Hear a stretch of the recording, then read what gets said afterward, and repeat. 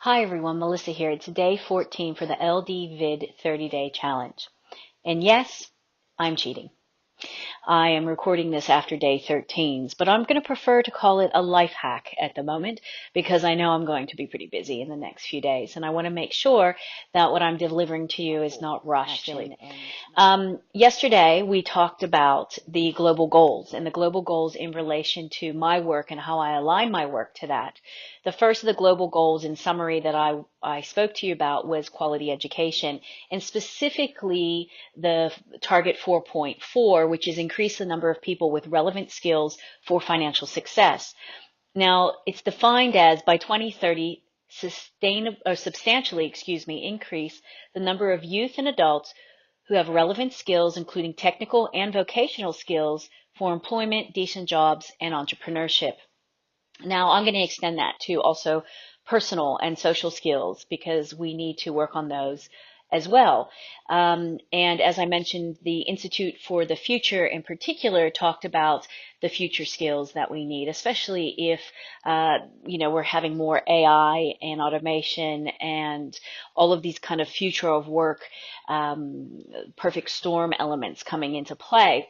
Now, I think, again, just in put in a summary for me, extending what those relevant skills are to include things like cross-cultural competence and resilience, mindfulness, conflict resolution skills and understanding our own conflict styles, things along the lines of virtual collaboration as well, novel and adaptive thinking. Many of these have come from the Institute for the Future and their Future Skills Report, but I have a few others in there that I like to throw in and toss in as well, and how I combine them.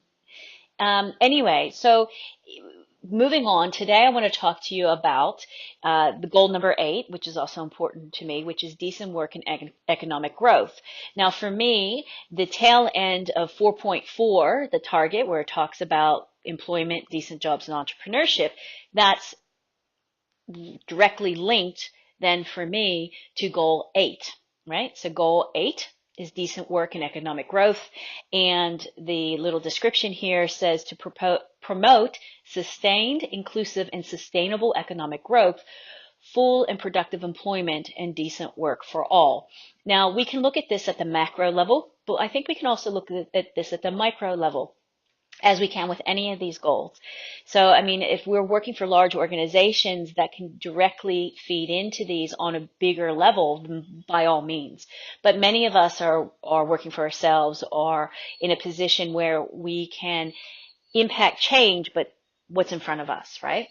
So with the sub goals or sub targets for this, there's a few that are particularly relevant to what I do, and perhaps this works for you. So target 8.6 is promote youth employment, education, and training. So by 2020 and beyond, substantially reduce the proportion of youth not in employment, education, or training. Now, I'm going to add to that because I'm a huge believer in showing them another way besides being a cog in somebody else's wheel. I think it is important to go and gain experience. I think it's important that we learn how to work with each other. But I also think that so often, with youth unemployment, that we're not teaching them how to fish for themselves, in a sense, how to create their own businesses where they have most, if not all, of the information at their fingertips with the internet, the resources and the tools with even their smartphones and their iPads or their tablets to produce something for the world that they can sell, to create income for themselves, for their families, things like that, collaborate with each other, and not everything has to be a massive startup. It can be a solopreneur who has a particular passion, skill, or interest, whether or not that is creating a not-for-profit where that they're supporting other goals and they're putting it out there for the world, or whether that's they have a particular passion or interest in a particular topic in creating education products for others to engage with.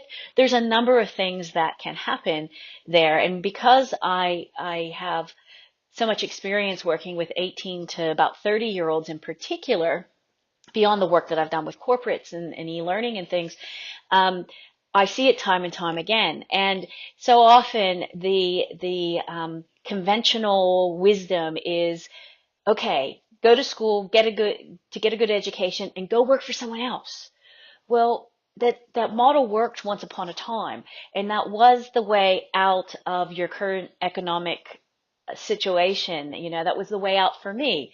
As a daughter of a blue collar family in, the east side of Pittsburgh, Pennsylvania, where most of them were all, tradesmen of one form or another, we had to get an education in order to elevate ourselves beyond that level in life.